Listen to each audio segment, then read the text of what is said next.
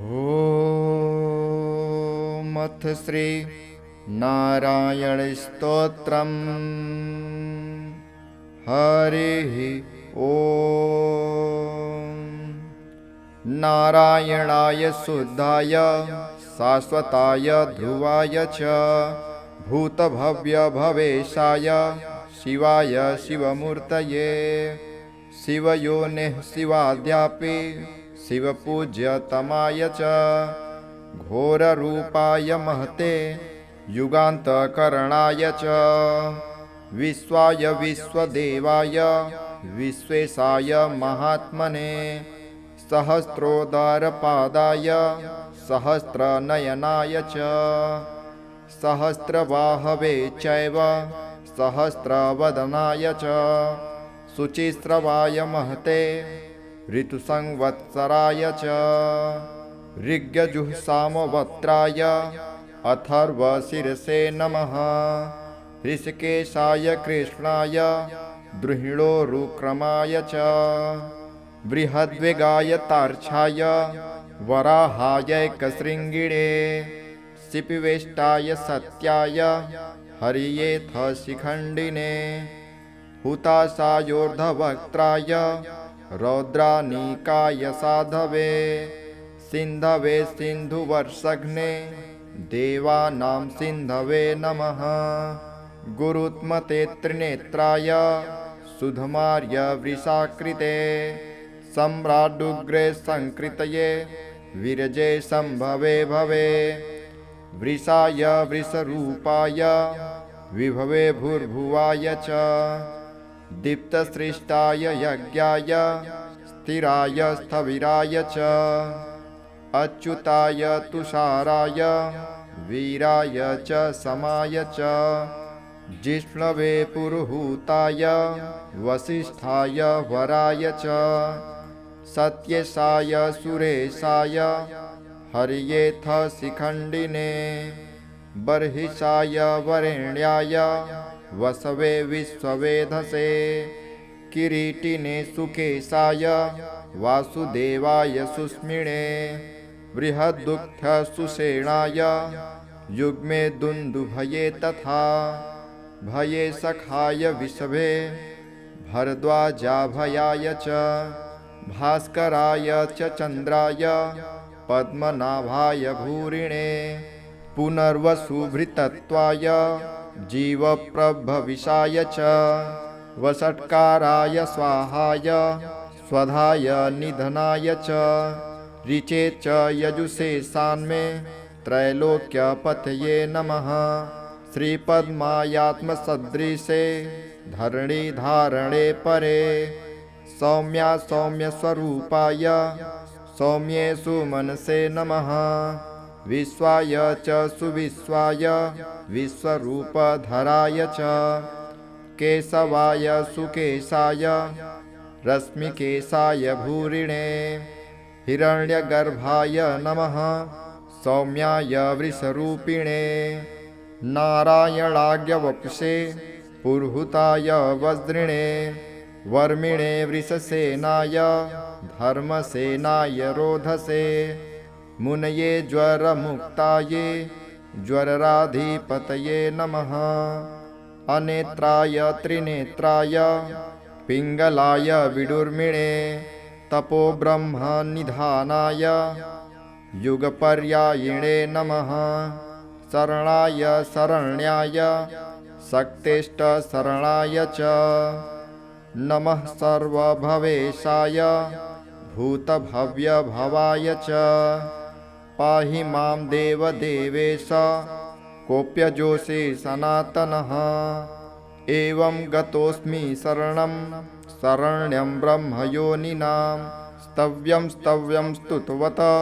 तत्तमो मे प्रणश्यत नारायणाय शुद्धाय शाश्वताय ध्रुवाय च भूतभव्यभवेशाय शिवाय शिवमूर्तये शिवयोनिः शिवाद्यापि शिवपूज्यतमाय च घोररूपाय महते युगान्तकरणाय च विश्वाय विश्वदेवाय विश्वेशाय महात्मने सहस्रोदरपादाय सहस्रनयनाय च सहस्रबाहवे चैव सहस्रवदनाय च शुचिस्रवाय महते ऋतुसंवत्सराय च ऋग्यजुःसामवक्त्राय अथर्वशिरसे नमः ऋषिकेशाय कृष्णाय द्रुहिणोरुक्रमाय च बृहद्वेगाय तार्क्षाय वराहायैकशृङ्गिणे शिपिवेष्टाय सत्याय हरियेथ शिखण्डिने हुताशायोर्धवक्त्राय रौद्रानीकाय साधवे सिन्धवे सिन्धुवर्षघ्ने देवानां सिन्धवे नमः गुरुत्मते त्रिनेत्राय सुधमार्य वृषाकृते सम्राडुग्रे संकृतये विरजे संभवे भवे वृषाय वृषरूपाय विभवे भूर्भुवाय च दीप्तसृष्टाय यज्ञाय स्थिराय स्थविराय च अच्युताय तुषाराय वीराय च समाय च जिष्णवे पुरुहूताय वसिष्ठाय वराय च सत्येशाय सुरेशाय हरियेथ शिखण्डिने बर्हिषाय वरेण्याय वसवे विश्ववेधसे किरीटिने सुकेशाय वासुदेवाय सुस्मिणे बृहद्दुग्धसुषेणाय युग्मे दुन्दुभये तथा भये सखाय विषभे भरद्वाजाभयाय च भास्कराय च चन्द्राय पद्मनाभाय भूरिणे पुनर्वसुभृतत्वाय जीवप्रभविषाय च वषट्काराय स्वाहाय स्वधाय निधनाय च ऋचे च यजुषे सान्मे त्रैलोक्यपतये नमः श्रीपद्मायात्मसदृशे धरणिधारणे परे सौम्या सौम्यस्वरूपाय सौम्येषु मनसे नमः विश्वाय च सुविश्वाय विश्वरूपधराय च केशवाय सुकेशाय रश्मिकेशाय भूरिणे हिरण्यगर्भाय नमः सौम्याय वृषरूपिणे नारायणाग्यवपुषे पुरुहूताय वज्रिणे वर्मिणे वृषसेनाय धर्मसेनाय रोधसे मुनये ज्वरमुक्ताये ज्वरराधिपतये नमः अनेत्राय त्रिनेत्राय पिङ्गलाय विडुर्मिणे तपोब्रह्मनिधानाय युगपर्यायिणे नमः शरणाय शरण्याय शक्तेष्टशरणाय च नमः सर्वभवेशाय भूतभव्यभवाय च पाहि मां देवदेवेश कोऽप्यजोषे सनातनः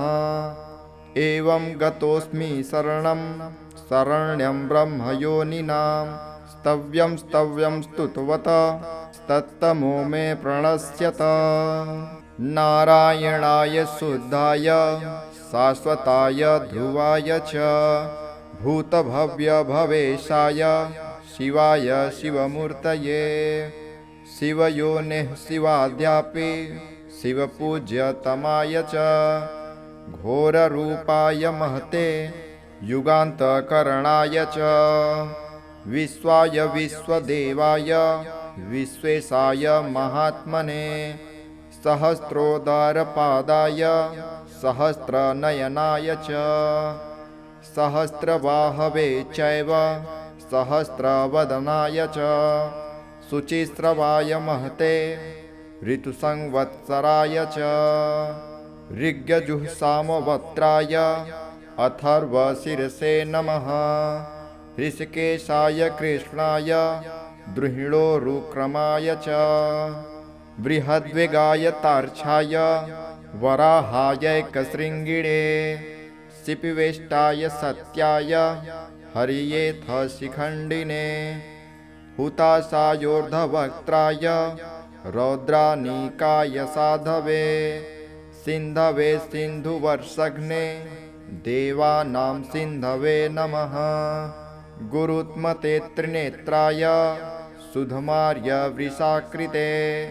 सम्राडुग्रे संकृतये विरजे संभवे भवे वृषाय वृषरूपाय विभवे भूर्भुवाय च दीप्तसृष्टाय यज्ञाय स्थिराय स्थविराय च अच्युताय तुषाराय वीराय च समाय च जिष्णवे पुरुहूताय वसिष्ठाय वराय च सत्येशाय सुरेशाय हरियेथ शिखण्डिने बर्हिषाय वरेण्याय वसवे विश्ववेधसे किरीटिने सुकेशाय वासुदेवाय सुस्मिणे बृहद्दुःख सुषेणाय युग्मे दुन्दुभये तथा भये सखाय विषभे भरद्वाजाभयाय च भास्कराय च चन्द्राय पद्मनाभाय भूरिणे पुनर्वसुभृतत्वाय जीवप्रभविषाय च वषट्काराय स्वाहाय स्वधाय निधनाय च ऋचे च यजुषे सान्मे त्रैलोक्यपतये नमः श्रीपद्मायात्मसदृशे धरणिधारणे परे सौम्या सौम्यस्वरूपाय सौम्येषु मनसे नमः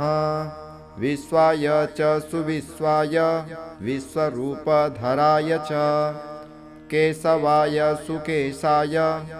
रश्मिकेशाय भूरिणे हिरण्यगर्भाय नमः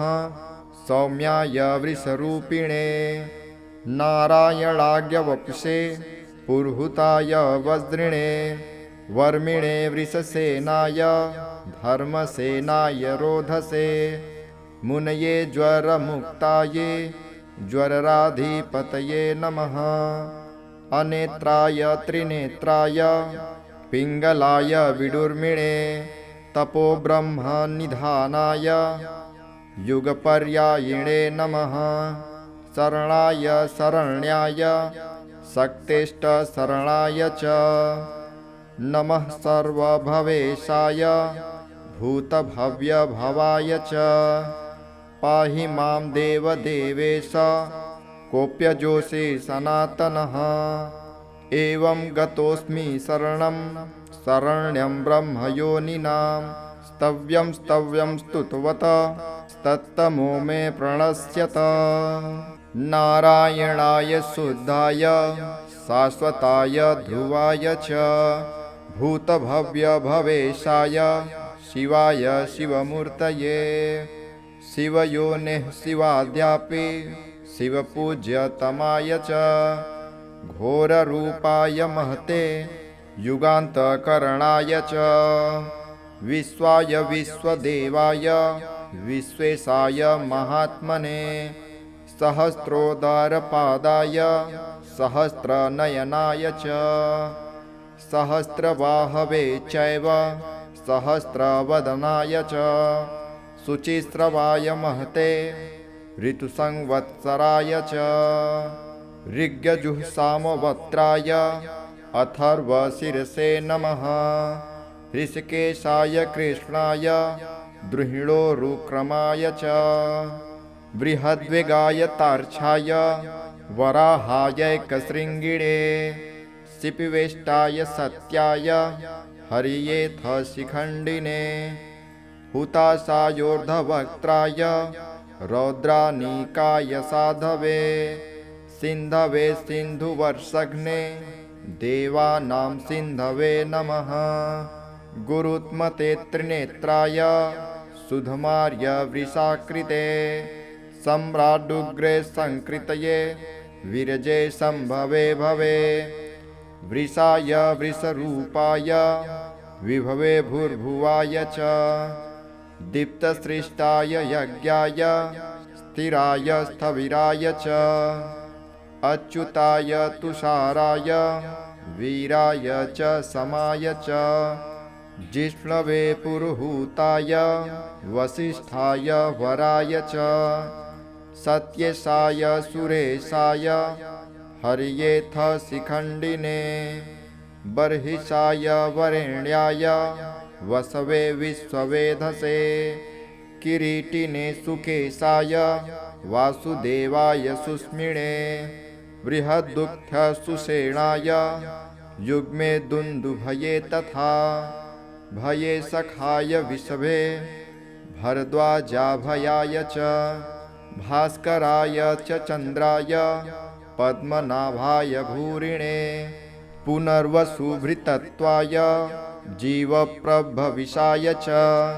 वषट्काराय स्वाहाय स्वधाय निधनाय च ऋचे च यजुषे सान्मे त्रैलोक्यपतये नमः श्रीपद्मायात्मसदृशे धरणिधारणे परे सौम्या सौम्यस्वरूपाय सौम्येषु मनसे नमः विश्वाय च सुविश्वाय विश्वरूपधराय च केशवाय सुकेशाय रश्मिकेशाय भूरिणे हिरण्यगर्भाय नमः सौम्याय वृषरूपिणे नारायणाग्यवपुषे पुरुहूताय वज्रिणे वर्मिणे वृषसेनाय धर्मसेनाय रोधसे मुनये ज्वरमुक्ताये ज्वरराधिपतये नमः अनेत्राय त्रिनेत्राय पिङ्गलाय विडुर्मिणे तपोब्रह्मनिधानाय युगपर्यायिणे नमः शरणाय शरण्याय शक्तेष्टशरणाय च नमः सर्वभवेशाय भूतभव्यभवाय च पाहि मां देवदेवेश कोऽप्यजोषि सनातनः एवं गतोऽस्मि शरणं शरण्यं ब्रह्मयोनिनां स्तव्यं स्तव्यं स्तुतवत तत्तमो मे प्रणश्यत नारायणाय शुद्धाय शाश्वताय ध्रुवाय च भूतभव्यभवेशाय शिवाय शिवमूर्तये शिवयोनिः शिवाद्यापि शिवपूज्यतमाय च घोररूपाय महते युगान्तकरणाय च विश्वाय विश्वदेवाय विश्वेशाय महात्मने सहस्रोदरपादाय सहस्रनयनाय च सहस्रबाहवे चैव सहस्रवदनाय च शुचिस्रवाय महते ऋतुसंवत्सराय च ऋग्यजुःसामवक्त्राय अथर्वशिरसे नमः ऋषिकेशाय कृष्णाय द्रुहिणोरुक्रमाय च बृहद्वेगाय तार्क्षाय वराहायैकशृङ्गिणे शिपिवेष्टाय सत्याय हरियेथ शिखण्डिने हुताशायोर्ध्ववक्त्राय रौद्रानीकाय साधवे सिन्धवे सिन्धुवर्षघ्ने देवानां सिन्धवे नमः गुरुत्मते त्रिनेत्राय सुधमार्य वृषाकृते सम्राडुग्रे संकृतये विरजे संभवे भवे वृषाय वृषरूपाय विभवे भूर्भुवाय च दीप्तसृष्टाय यज्ञाय स्थिराय स्थविराय च अच्युताय तुषाराय वीराय च समाय च जिष्णवे पुरुहूताय वसिष्ठाय वराय च सत्यसाय सुरेशाय हरियेथ शिखण्डिने बर्हिषाय वरेण्याय वसवे विश्ववेधसे किरीटिने सुकेशाय वासुदेवाय सुस्मिणे बृहद्दुग्धसुषेणाय युग्मे दुन्दुभये तथा भये सखाय विषभे भरद्वाजाभयाय च भास्कराय च चन्द्राय पद्मनाभाय भूरिणे पुनर्वसुभृतत्वाय जीवप्रभविषाय च वषट्काराय स्वाहाय स्वधाय निधनाय च ऋचे च यजुषे सान्मे त्रैलोक्यपतये नमः। श्रीपद्मायात्मसदृशे धरणी धारणे परे सौम्या सौम्यस्वरूपाय सौम्येषु मनसे नमः। विश्वाय च सुविश्वाय विश्वरूपधराय च केशवाय सुकेशाय रश्मिकेशाय भूरिणे हिरण्यगर्भाय नमः। सौम्याय वृषरूपिणे नारायणाग्यवपुषे पुरुहूताय वज्रिणे वर्मिणे वृषसेनाय धर्मसेनाय रोधसे मुनये ज्वरमुक्ताये ज्वरराधिपतये नमः। अनेत्राय त्रिनेत्राय पिङ्गलाय विडुर्मिणे तपोब्रह्मनिधानाय युगपर्यायिणे नमः। शरणाय शरण्याय शक्तिष्ठशरणाय च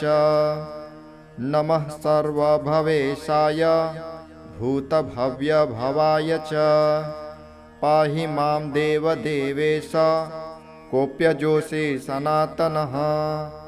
एवं गतोऽस्मि शरणं शरण्यं ब्रह्मयोनिनां स्तव्यं स्तव्यं स्तुतवत तत्तमो मे प्रणश्यत। नारायणाय शुद्धाय शाश्वताय ध्रुवाय च भूतभव्यभवेशाय शिवाय शिवमूर्तये शिवयोनिः शिवाद्यापि शिवपूज्यतमाय च घोररूपाय महते युगान्तकरणाय च विश्वाय विश्वदेवाय विश्वेशाय महात्मने सहस्रोदरपादाय सहस्रनयनाय च सहस्रबाहवे चैव सहस्रवदनाय च शुचिस्रवाय महते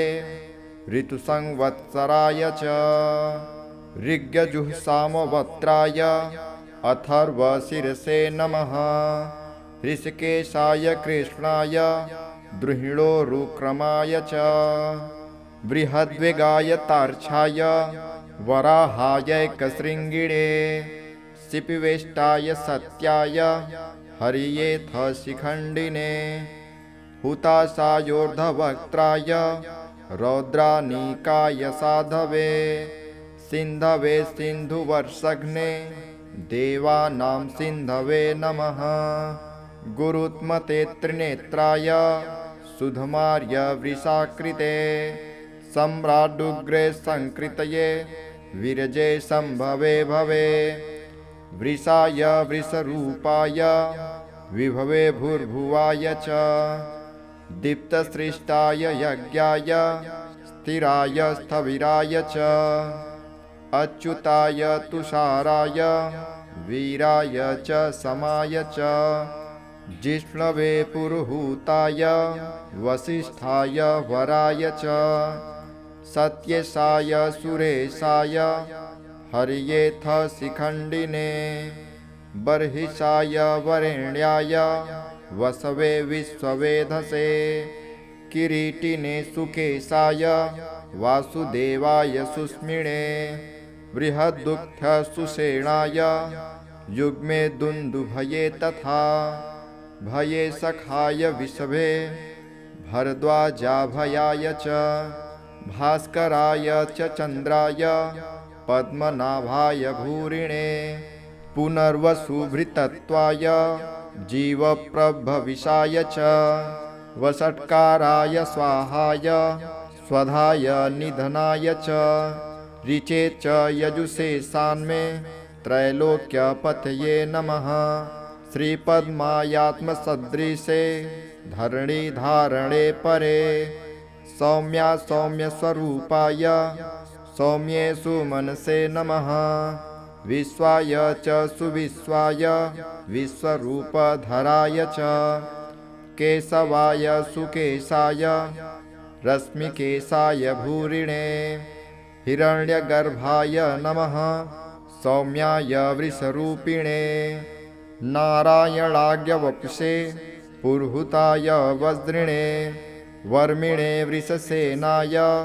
धर्मसेनाय रोधसे मुनये ज्वरमुक्ताये ज्वरराधिपतये नमः अनेत्राय त्रिनेत्राय पिङ्गलाय विडुर्मिणे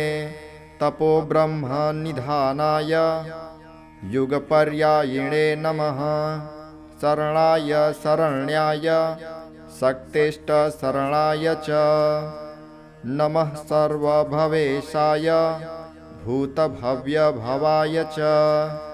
पाहि मां देवदेवेश कोऽप्यजोषि सनातनः एवं गतोऽस्मि शरणं शरण्यं ब्रह्मयोनिनां स्तव्यं स्तव्यं स्तुतवत तत्तमो मे प्रणश्यत नारायणाय शुद्धाय शाश्वताय ध्रुवाय च भूतभव्यभवेशाय शिवाय शिवमूर्तये शिवयोनिः शिवाद्यापि शिवपूज्यतमाय च घोररूपाय महते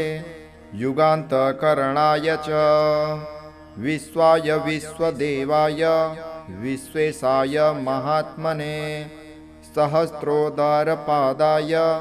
सहस्रनयनाय च सहस्रबाहवे चैव सहस्रवदनाय च शुचिस्रवाय महते ऋतुसंवत्सराय च ऋग्यजुःसामवक्त्राय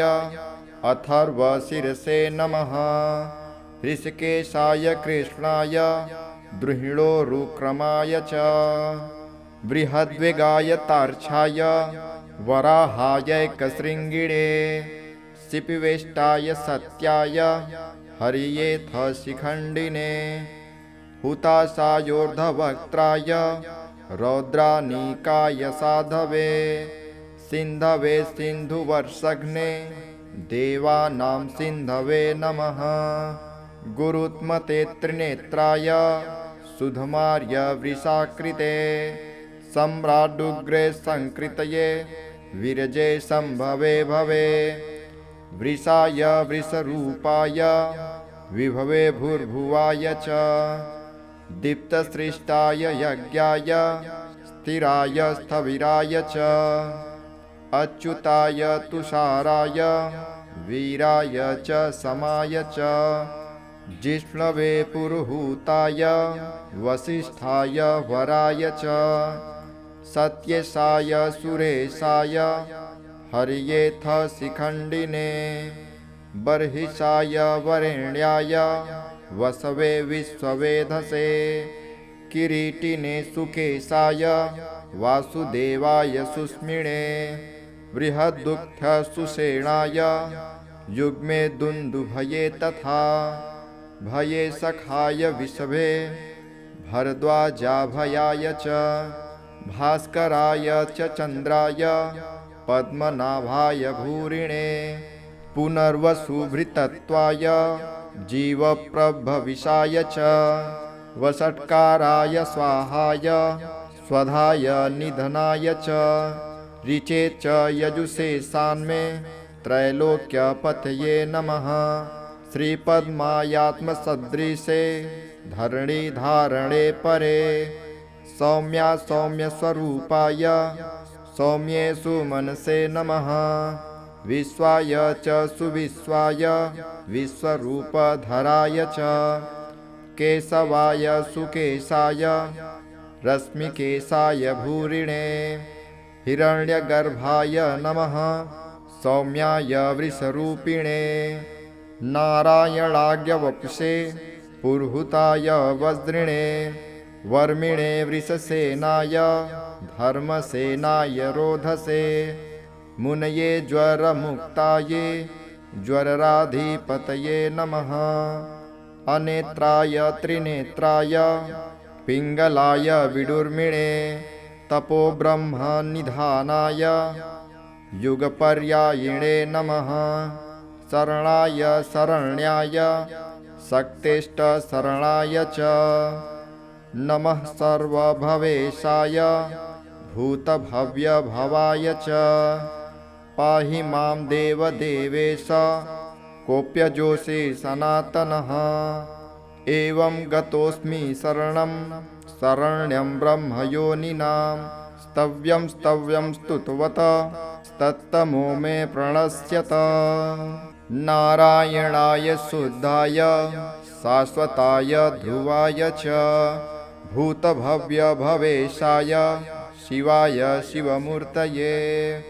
शिवयोनिः शिवाद्यापि शिवपूज्यतमाय च घोररूपाय महते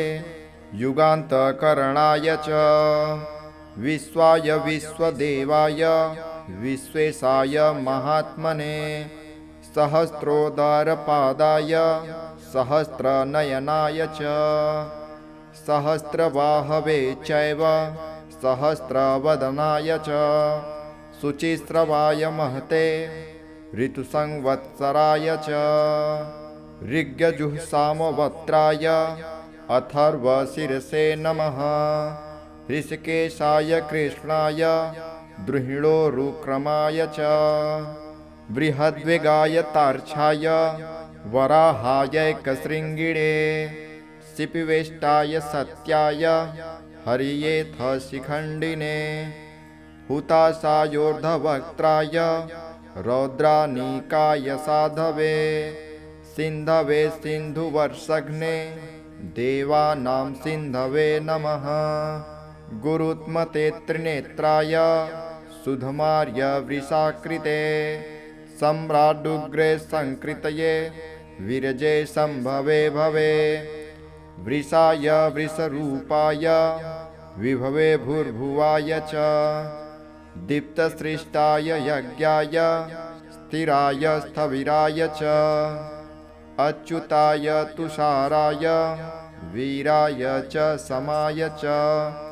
जिष्णवे पुरुहूताय वसिष्ठाय वराय च सत्येशाय सुरेशाय हरियेथ शिखण्डिने बर्हिषाय वरेण्याय वसवे विश्ववेधसे किरीटिने सुकेशाय वासुदेवाय सुस्मिणे बृहद्दुःख सुषेणाय युग्मे दुन्दुभये तथा भये सखाय विषभे भरद्वाजाभयाय च भास्कराय च चन्द्राय पद्मनाभाय भूरिणे पुनर्वसुभृतत्वाय जीवप्रभविषाय च वषट्काराय स्वाहाय स्वधाय निधनाय च ऋचे च यजुषे सान्मे त्रैलोक्यपतये नमः। श्रीपद्मायात्मसदृशे धरणिधारणे परे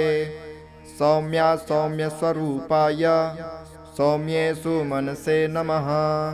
विश्वाय च सुविश्वाय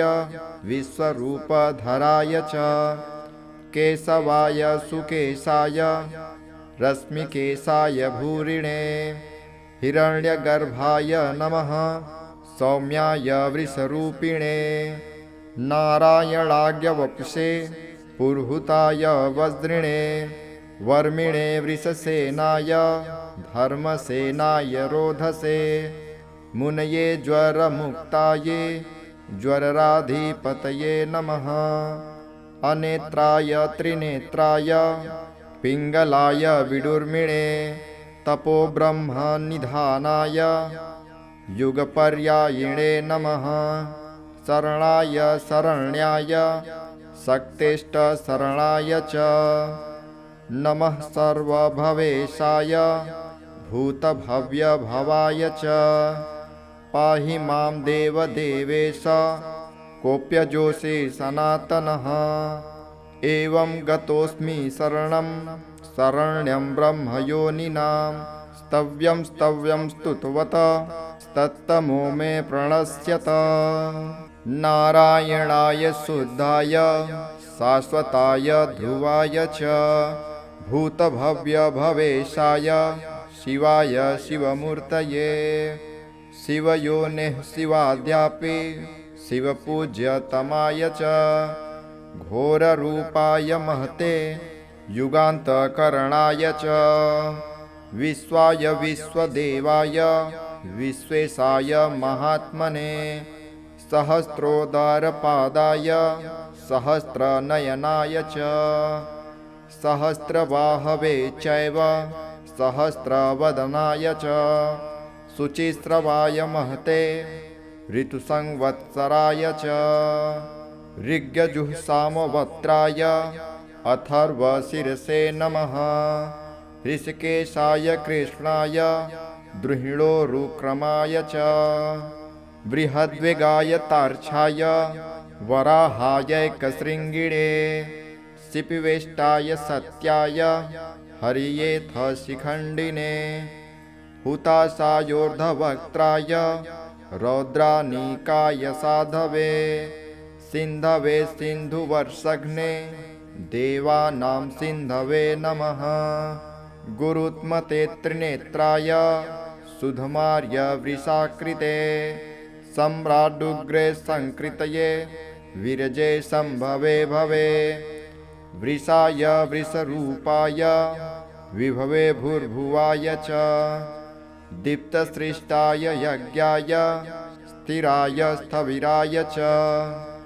अच्युताय तुषाराय वीराय च समाय च जिष्णवे पुरुहूताय वसिष्ठाय वराय च सत्येशाय सुरेशाय हरियेथ शिखण्डिने बर्हिषाय वरेण्याय वसवे विश्ववेधसे किरीटिने सुकेशाय वासुदेवाय सुस्मिणे बृहद्दुग्धसुषेणाय युग्मे दुन्दुभये तथा भये सखाय विषभे भरद्वाजाभयाय च भास्कराय च चन्द्राय पद्मनाभाय भूरिणे पुनर्वसुभृतत्वाय जीवप्रभविषाय च वषट्काराय स्वाहाय स्वधाय निधनाय च ऋचे च यजुषे सान्मे त्रैलोक्यपतये नमः श्रीपद्मायात्मसदृशे धरणिधारणे परे सौम्या सौम्यस्वरूपाय सौम्ये सुमनसे नमः विश्वाय च सुविश्वाय विश्वरूपधराय च केशवाय सुकेशाय रश्मिकेशाय भूरिणे हिरण्यगर्भाय नमः सौम्याय वृषरूपिणे नारायणाज्ञवपुषे पुरुहूताय वज्रिणे वर्मिणे वृषसेनाय धर्मसेनाय रोधसे मुनये ज्वरमुक्ताये ज्वरराधिपतये नमः अनेत्राय त्रिनेत्राय पिङ्गलाय विडुर्मिणे तपोब्रह्मनिधानाय युगपर्यायिणे नमः शरणाय शरण्याय शक्तिष्ठशरणाय च नमः सर्वभवेशाय भूतभव्यभवाय च पाहि मां देवदेवेश कोऽप्यजोषि सनातनः एवं गतोऽस्मि शरणं शरण्यं ब्रह्मयोनिनां स्तव्यं स्तव्यं स्तुतवत तत्तमो मे प्रणश्यत नारायणाय शुद्धाय शाश्वताय ध्रुवाय च भूतभव्यभवेशाय शिवाय शिवमूर्तये शिवयोनिः शिवाद्यापि शिवपूज्यतमाय च घोररूपाय महते युगान्तकरणाय च विश्वाय विश्वदेवाय विश्वेशाय महात्मने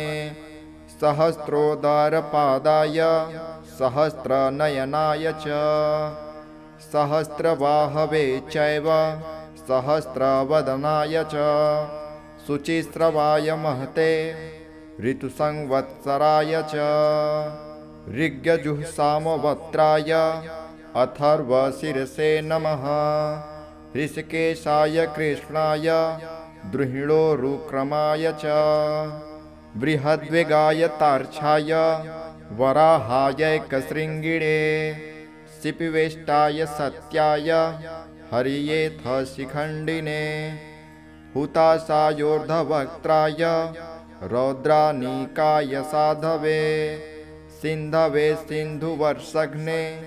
देवानां सिन्धवे नमः गुरुत्मते त्रिनेत्राय सुधमार्य वृषाकृते सम्राडुग्रे संकृतये विरजे संभवे भवे वृषाय वृषरूपाय विभवे भूर्भुवाय च